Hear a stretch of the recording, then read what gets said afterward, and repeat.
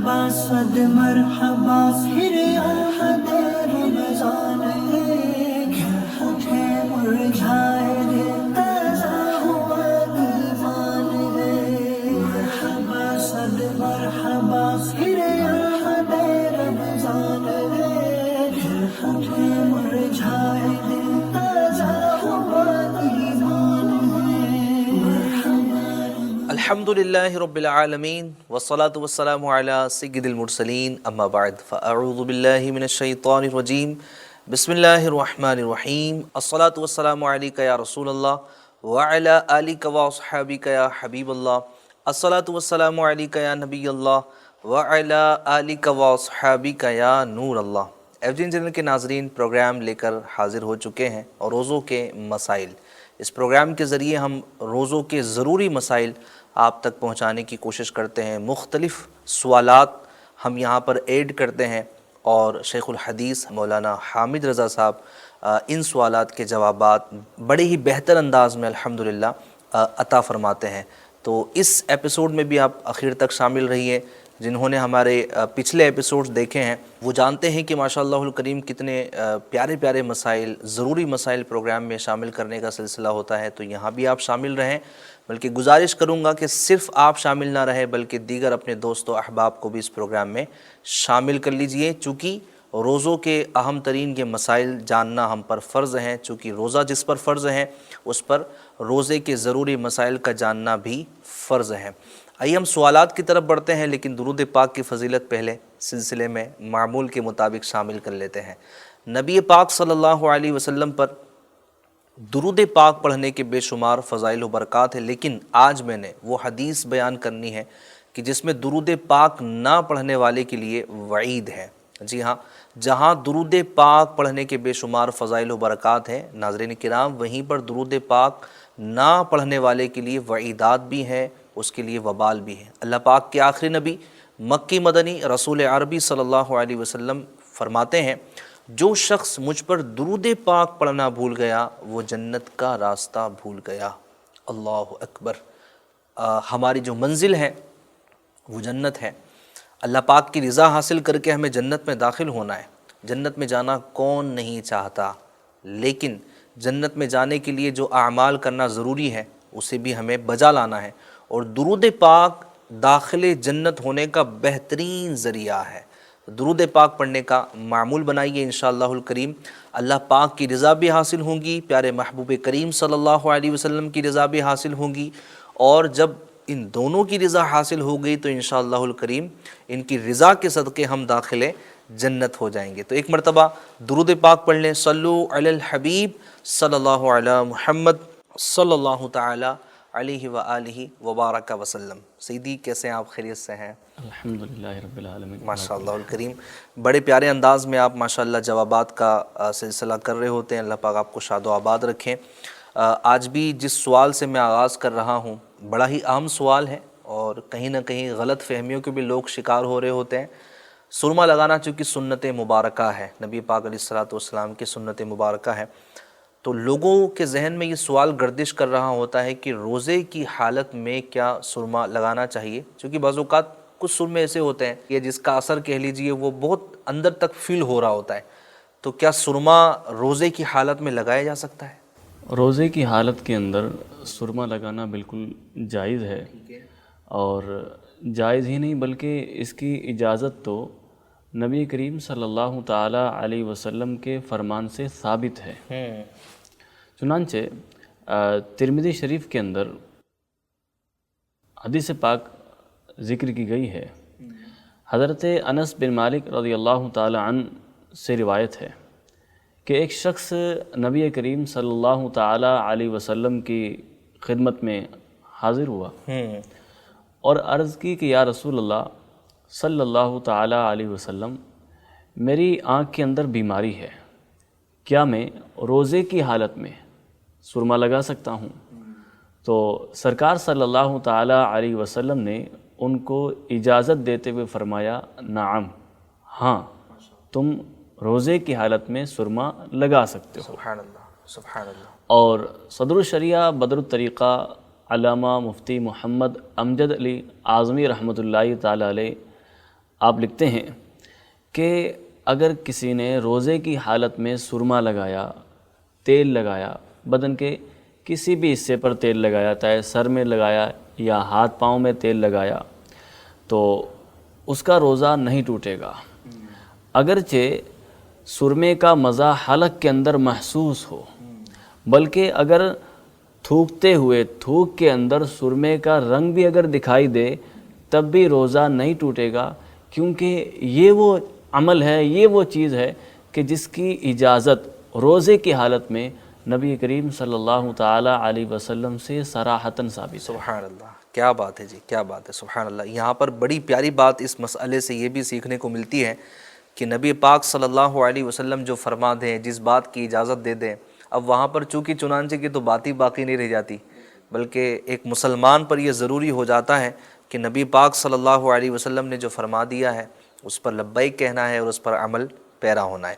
حضور ایک اور سوال شامل کرتے ہیں، یہ سوال کر رہے ہیں کہ ایک شخص روزے کی حالت میں ہے اور خود بخود اس کو منہ بھر کے قے آ جاتی ہے، وومٹ ہو جاتی ہے، الٹی آ جاتی ہے، لیکن سچویشن ایسی ہے کہ اس کو اپنا روزہ دار ہونا یاد ہے، اس کو خیال ہے کہ میں روزہ دار ہوں، اور خود بخود الٹی ہو جاتی ہے۔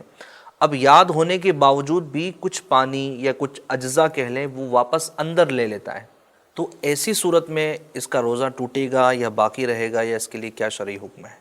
دیکھیں، خود بخود اگر الٹی آ گئی ہے تو اس سے روزہ تو نہیں ٹوٹتا، اگرچہ الٹی کتنی ہی آئی ہو، اور اگر الٹی منہ بر ہے اور کچھ حصہ واپس اس نے حلق کے اندر لیا، ٹھیک ہے، تو روزہ ٹوٹ جائے گا، ورنہ خود بخود چاہے الٹی کتنی بھی آئی ہو، پوری الٹی اگر باہر ہو گئی ہے تو اس کا روزہ نہیں ٹوٹے گا۔ اور اسی طرح اگر یہ قے، یہ الٹی منہ بھر نہیں تھی، تھوڑی سی الٹی تھی، یعنی اتنی نہیں تھی کہ اس کو روکا نہ جا سکے منہ کے اندر، اتنی کم اگر الٹی ہوئی ہے اور اس میں سے کچھ حصہ اگر واپس ہو بھی گیا ہے، حلق کے نیچے اتر گیا ہے، تو بھی روزہ نہیں ٹوٹے گا۔ صحیح ہے، روزہ اس وقت ٹوٹے گا جب کہ منہ بھر ہو، یعنی زیادہ آئی ہو، ٹھیک ہے۔ اور کچھ حصہ واپس اس نے اندر کر لیا ہو۔ اچھا، یہ منہ بھر قے میں کس منہ کا اعتبار ہے؟ یعنی چھوٹا بچے کا منہ کافی ہے یا کوئی بڑے کا منہ کافی ہے؟ یہ منہ بھر کا جو ایک معیار ہے یا جو بھی اس کی سائز ہے وہ کیا ہے؟ یہ بھی ذرا بتا دیں، لوگ سوچ رہے ہوں گے منہ بھر سے مراد کیا ہے، کہ پورا منہ بھرا ہوا ہو یا وغیرہ وغیرہ۔ اب منہ تو اسی کا معتبر ہے، اسی کا منہ دیکھا جائے گا جس کو الٹی آئی ہے۔ ٹھیک ہے، اب بچہ ہے تو بچہ، بڑا ہے تو بڑا، خیر بچے پر تو یہ احکام لاگو بھی نہیں ہیں۔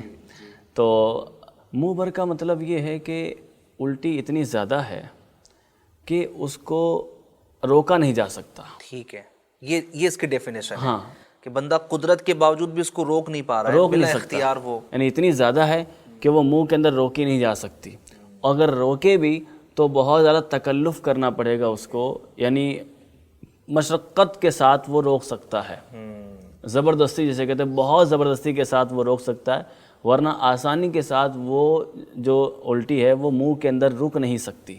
تو یہ منہ بر ہے، اب چاہے منہ کسی کا بھی ہو، بچے کا ہو، بڑے کا ہو۔ ٹھیک ہے، ٹھیک ہے، ماشاءاللہ۔ تو منہ بھر قے، الٹی، وومٹ کسے کہتے ہیں یہ بھی آپ نے سماعت کر لیا۔ تو اس طرح کا اگر سلسلہ ہو تو یہ مسئلہ ذہن میں رکھنا چاہیے۔ اور عموماً رمضان میں کچھ لوگوں کو الٹیاں زیادہ آنے لگتی ہیں، چونکہ سحری میں اچھا خاصا کھایا ہوا ہوتا ہے، جی مچلا رہا ہے، اور جناب وومٹ کا معاملہ ہے۔ اور اکثر آپ ڈاکٹرز کے پاس اگر افطار کے بعد جن مریضوں کی لائن دیکھیں گے تو ان کو وومٹ کا بڑا مسئلہ ہوگا۔ تو میں یہاں گزارش یہی کروں گا، مدنی پھول آخر میں عرض یہی کروں گا FJN چینل کے ناظرین، کہ ہمیں کھانے پینے میں ماہ رمضان میں احتیاط سے کام لینا چاہیے۔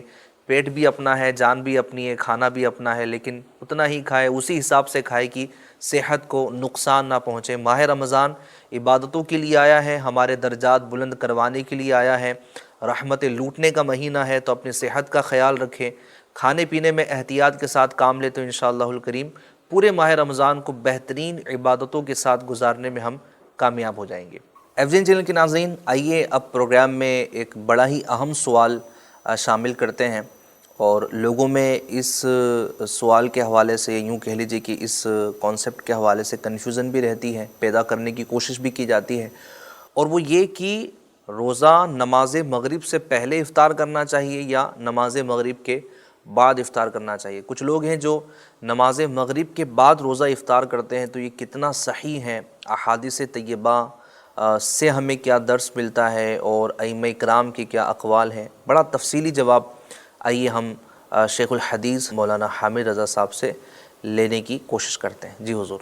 نبی کریم صلی اللہ تعالیٰ علیہ وسلم کی جو احادیث ہیں، احادیث قولیہ ہوں، احادیث فعلیہ ہوں، یعنی جو آپ نے فرمایا اور جو آپ نے کیا، ٹھیک ہے، اور اسی طرح آثار صحابہ کرام کا جس بات پر عمل رہا، اور اس کے بعد جو ہمارے فقہاء کرام کی جو تصریحات ہیں، فقہاء کرام نے جو مسائل مرتب کیے، مسائل بیان کیے، ان کی روشنی میں یہ ثابت ہے کہ جب غروب آفتاب کا یقین ہو جائے، یعنی سورج ڈوب جائے، تو اس کے فوراً بعد افطار کر لینا یہ مستحب ہے اور یہی سنت ہے۔ ٹھیک ہے، لہذا مغرب کی نماز کے بعد یہ افطار نہیں کرنا چاہیے، افطار کو اتنا ڈیلے نہیں کرنا چاہیے، بلکہ نماز مغرب سے پہلے افطار کر لینا چاہیے جبکہ سورج ڈوبنے کا یقین ہو جائے۔ سورج ڈوب گیا تو روزہ ختم ہو گیا، ٹھیک ہے، اور روزہ مکمل ہو گیا تو اب افطار کرنے میں جلدی کی جائے۔ چنانچہ سنن ترمذی کے اندر امام ابو عیسیٰ محمد بن عیسیٰ ترمذی رحمۃ اللہ تعالی علیہ نے حضرت انس رضی اللہ تعالی عنہ سے ایک روایت کو نقل کیا ہے کہ حضرت انس رضی اللہ تعالی عنہ بیان فرماتے ہیں، کان النبی صلی اللہ تعالی علیہ وسلم یفطر قبل ان یصلی علی رطبات فإن لم تکن رطبات فتمیرات فإن لم تکن تمیرات حسا حسوات من ماء۔ فرماتے ہیں کہ نبی کریم صلی اللہ تعالی علیہ وسلم نماز سے پہلے چند تر کھجوروں پر افطار کیا کرتے تھے، صحیح ہے، گیلی کھجوروں سے افطار کیا کرتے تھے۔ اگر تر کھجوریں نہ ہوتی تو خشک سوکھے چھواروں پر افطار کیا کرتے تھے، اگر چھوارے بھی نہ ہوتے تو پانی کے چند گھونٹ پی کر نبی کریم صلی اللہ تعالی علیہ وسلم روزہ افطار فرما لیا کرتے تھے۔ تو اس حدیث پاک کے اندر حضرت انس رضی اللہ تعالی عنہ نے سرکار دو عالم صلی اللہ تعالی علیہ وسلم کے فعل کو بیان کیا، آپ کے عمل کو بیان کیا کہ آپ نماز سے پہلے افطار کر لیا کرتے تھے۔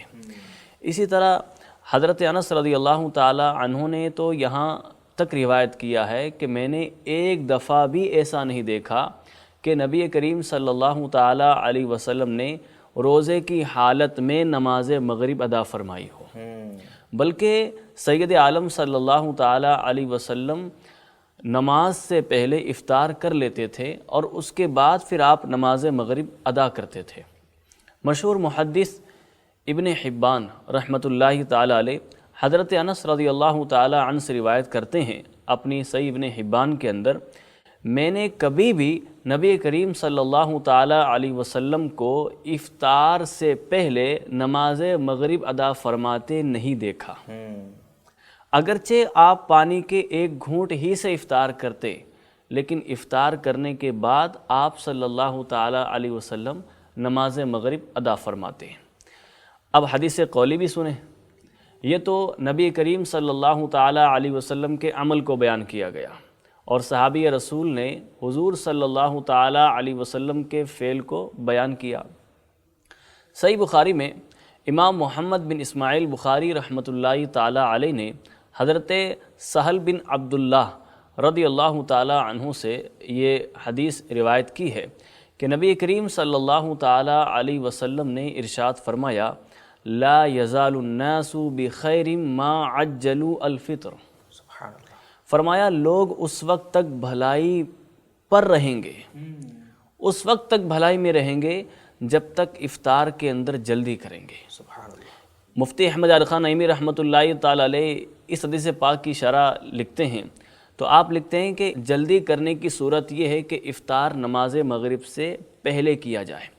نماز پہلے پڑھ لینا بعد میں افطار کرنا یہ اس حدیث پاک کے خلاف ہے، اور جلدی افطار کرنے میں اپنی بندگی کا بھی اظہار ہے کہ اللہ تبارک و تعالیٰ نے ہمیں اجازت دی ہے، روزہ ہمارا مکمل ہو گیا ہے، اب خدا کا حکم ہو گیا ہے کہ اس عبادت کو مکمل کر لیا جائے، کھا لیا جائے، تو ہم نے پھر اللہ تبارک و تعالیٰ کی دی ہوئی اجازت سے ہم نے جلدی افطار کر لیا، تو یہ بھی اظہار بندگی ہے۔ سبحان اللہ۔ اور یہاں پر فرماتے ہیں کہ بعض نے یہ بھی کہا کہ نفس کو اور زیادہ مشقت دینے کے لیے نماز مغرب کے بعد افطار کیا جائے، تو اس حوالے سے علماء فرماتے ہیں کہ یہ غلط ہے، کیونکہ نبی کریم صلی اللہ تعالی علیہ وسلم کی سنت یہی سیدھا رستہ ہے، صحیح ہے۔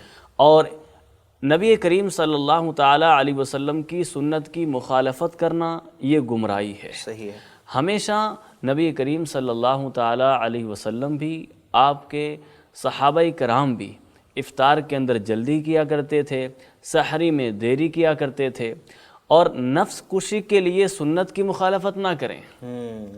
آپ کہہ رہے ہیں کہ ہم کو نفس کو مارنا ہے، نفس کو اور زیادہ مشقت میں ڈالنا ہے، تو سنت کا خون نہ کریں نفس کو مارنے کے لیے۔ بڑا پیارا جملہ کہا ماشاءاللہ۔ تو یہ نفس کشی نہیں ہے، بلکہ یہ رہبانیت ہے۔ ہماری نفس کشی تو حضور صلی اللہ تعالی علیہ وسلم کی اتباع میں ہے، سبحان اللہ۔ کہ ہم نے اپنی مرضی چھوڑ دی، ہمارا دل کیا کہتا ہے، ہمارا مائنڈ کیا کہتا ہے، ہماری عقل کیا کہتی ہے، ہم نے اس کو چھوڑ دیا اور ہم نے نبی کریم صلی اللہ تعالی علیہ وسلم کے طریقے کو اپنایا، یہ ہماری نفس کشی ہے۔ سبحان اللہ۔ اور پھر آثار صحابہ کو اگر دیکھا جائے، صحابہ کرام کے عمل کو دیکھا جائے، تو مشہور تابعی ابو رجا رحمۃ اللہ تعالی علیہ حضرت عبداللہ ابن عباس رضی اللہ تعالی عنہما کے حوالے سے یہ روایت کرتے ہیں کہ حضرت عبداللہ بن عباس رضی اللہ تعالی عنہما ایک شخص کو اس بات پر مقرر کرتے تھے کہ وہ سورج کے غروب ہونے کا انتظار کرے، دیکھے، ویٹ کرے کہ سورج غروب ہو۔ جیسے ہی سورج غروب ہوتا اور وہ شخص خبر دیتا تو حضرت عبداللہ بن عباس رضی اللہ تعالی عنہما فوراً افطار فرماتے تھے، سبحان اللہ۔ اور آپ رضی اللہ تعالی عنہ نماز مغرب سے پہلے افطار کر لیا کرتے تھے۔ کیا بات ہے۔ اسی طرح مصنف ابن ابی شیبہ کے اندر حضرت ابو بردہ اسلمی رضی اللہ تعالی عنہ کے بارے میں یہ روایت ہے، کانا یأمر اہلہ ان یفطروا قبل الصلاۃ۔ حضرت ابو بردہ رضی اللہ تعالی عنہ اپنے گھر والوں کو نماز مغرب سے پہلے افطار کا حکم ارشاد فرماتے تھے۔ اور حضرت حمید حضرت انس رضی اللہ تعالی عنہما کے بارے میں روایت کرتے ہیں کہ لم یکن ینتظر المؤذن فی الافطار وکان یعجل الفطر۔ حضرت انس رضی اللہ تعالی عنہ روزہ افطار کرنے کے لیے مؤذن کا انتظار نہیں فرماتے تھے، آپ رضی اللہ تعالی عنہ سورج غروب ہوتے ہی جلدی افطار کر لیا کرتے تھے۔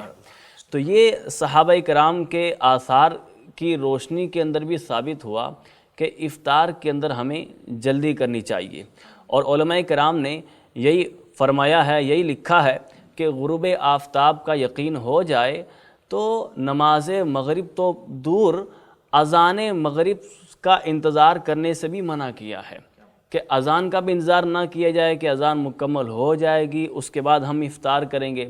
چنانچہ فقیہ ملت مفتی محمد جلال الدین امجدی رحمۃ اللہ تعالی علیہ لکھتے ہیں کہ سورج ڈوبنے کے بعد فوراً بلا تاخیر افطار کریں، اذان کا انتظار نہ کریں۔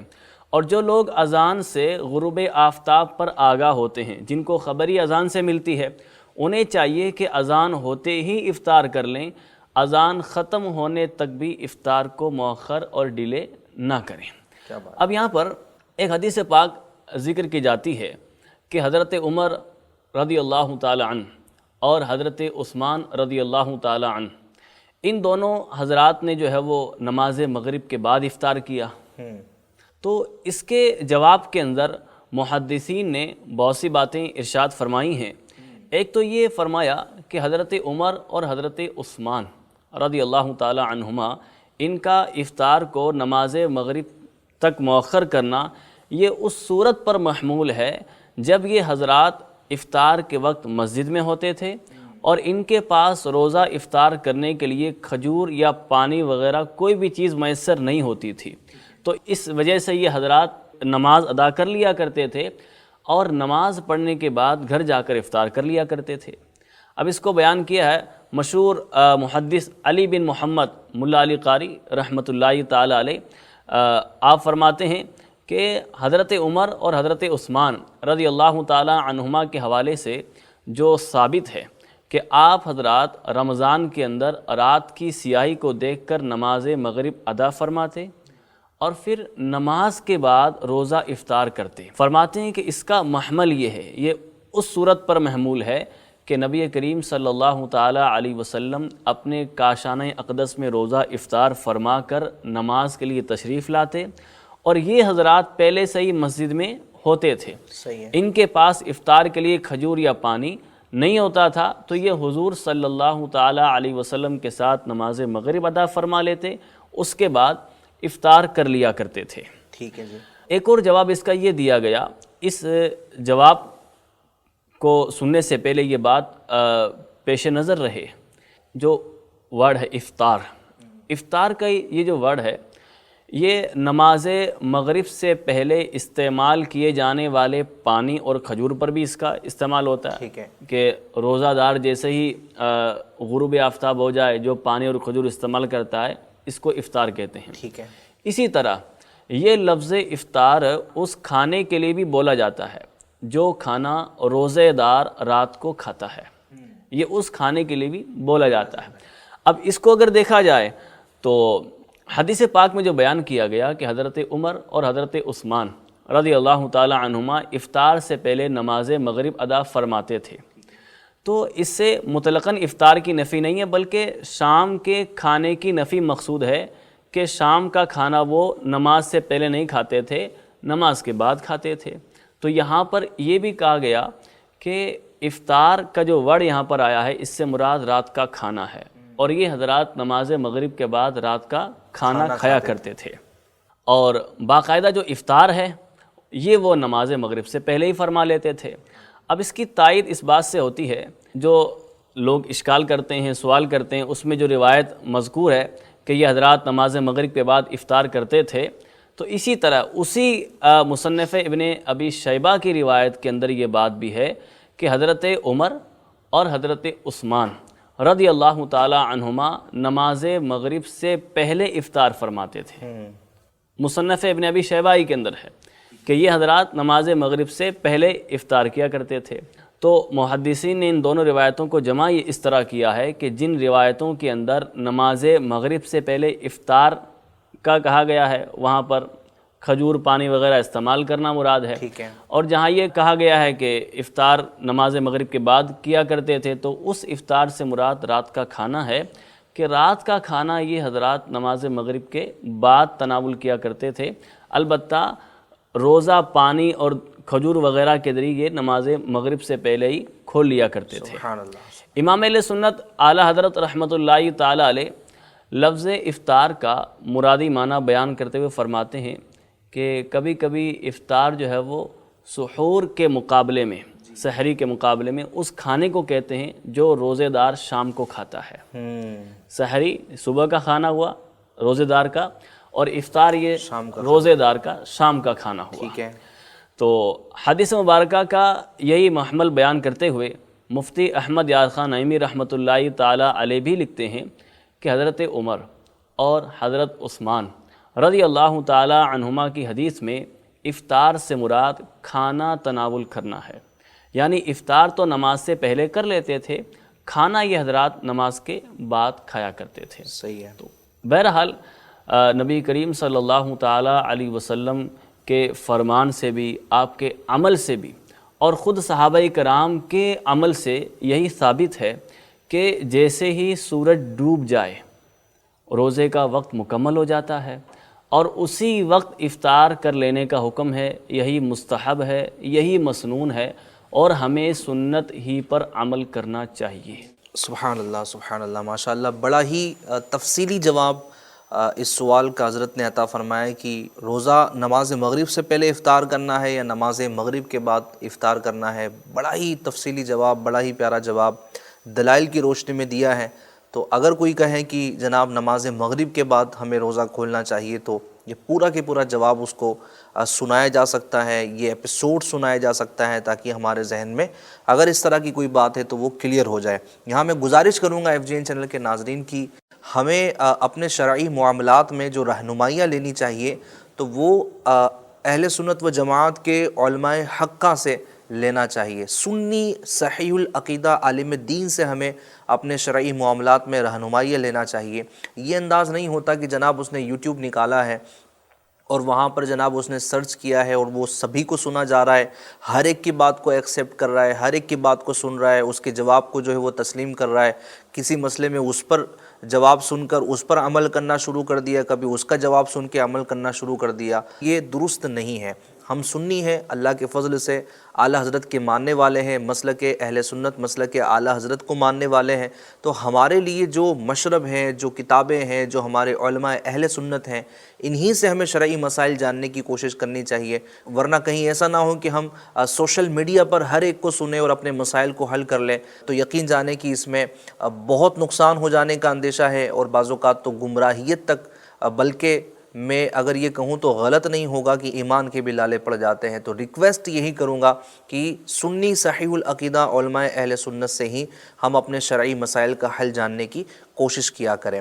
آخری سوال اس پروگرام کا شامل کر لیتے ہیں، یہ بھی بڑا ہی اہم ہے، اور بعض اوقات ہمارے گھر کی جو بڑی بوڑھی عورتیں ہوتی ہیں وہ اس میں بڑے مسائل پیدا کر رہی ہوتی ہیں، اور سوال یہ ہے سیدی، اس میں رہنمائیاں فرمائیے گا کہ جو عورت حاملہ ہوتی ہے، پریگننٹ ہوتی ہے، تو کیا اس پر روزہ فرض نہیں ہے، اس پر روزہ معاف ہو جائے گا یا اس کو بھی رکھنا ہوگا؟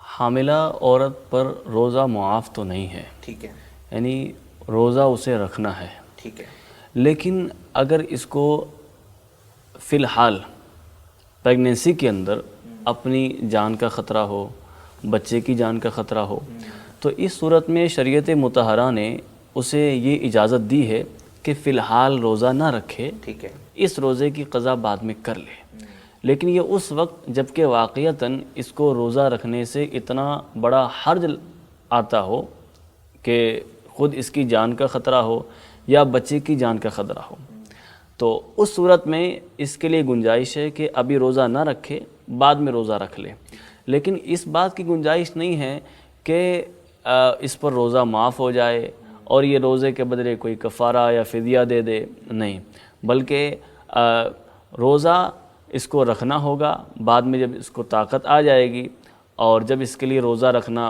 کوئی نقصان کا سبب نہیں ہوگا تو اس وقت اسے روزہ رکھنا ہوگا، اس روزے کے بدلے وہ فدیہ دے کر چھٹکارا نہیں پا سکتی۔ ٹھیک ہے، صدر الشریعہ مولانا امجد علی اعظمی رحمۃ اللہ تعالی علیہ، آپ سنن ابی داؤد اور سنن ترمذی، سنن ابن ماجہ، ان کتابوں کے حوالے سے حدیث پاک نقل کرتے ہیں کہ حضرت انس بن مالک رضی اللہ تعالی عنہ روایت کرتے ہیں کہ حضور صلی اللہ تعالی علیہ وسلم نے فرمایا، اللہ تبارک و تعالی نے مسافر سے آدھی نماز معاف فرما دی، ٹھیک ہے، یعنی 4 رکعت والی ہے تو وہ 2 پڑھے گا، اور مسافر اور دودھ پلانے والی اور حاملہ عورت سے روزہ معاف فرما دیا، یعنی ان کو اجازت ہے کہ وہ اس وقت نہ رکھیں، بعد میں یہ مقدار پوری کر لیں، بعد میں یہ جو کاؤنٹ ہے یہ پورا کر لیں۔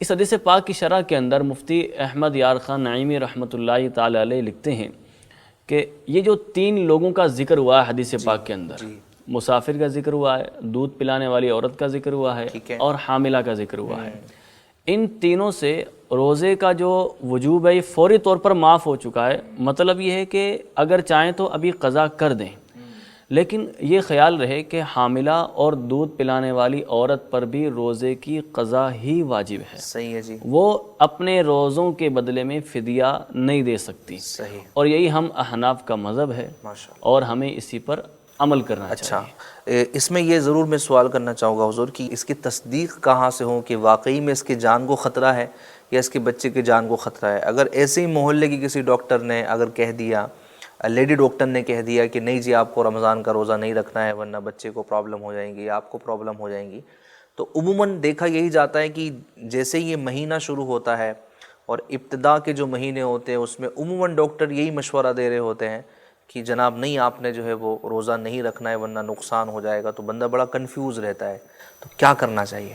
اب یہ عورت کی ہیلتھ پر ڈیپینڈ کرتا ہے. بعض اوقات اب ڈاکٹر تو ہر ایک کے بارے میں، ہر عورت کے بارے میں یہی کہہ رہے ہوتے ہیں کہ آپ روزہ نہ رکھیں، آپ کے لیے روزہ رکھنا نقصان دہ ہوگا.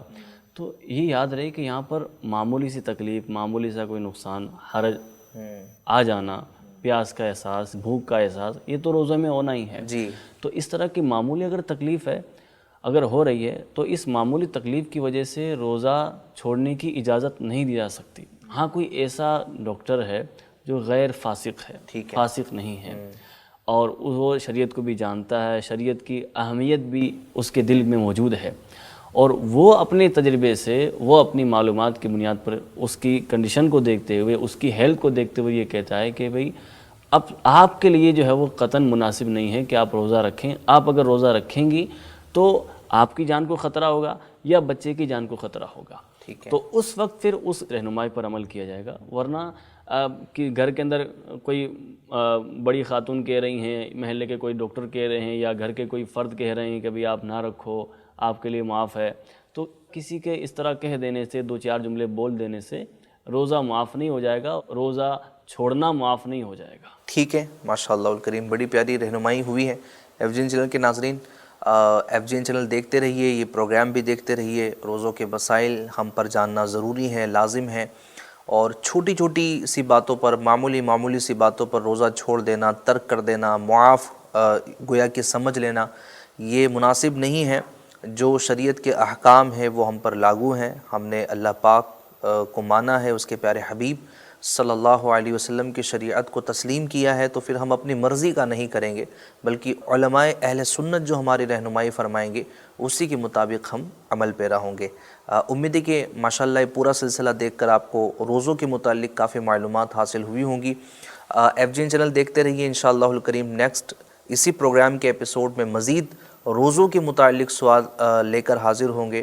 جب تک اپنا بہت خیال رکھیے. صلو علی الحبیب صلی اللہ تعالی علی محمد صلی اللہ تعالی علیہ وآلہ وبارک وسلم. مرحبا صد مرحبا پھر احد رمضان ہے، کیا اٹھے مرجھائے دل تازہ ہوا دیوان ہے. مرحبا صد مرحبا پھر احد رمضان ہے، کیا اٹھے مرجھائے دل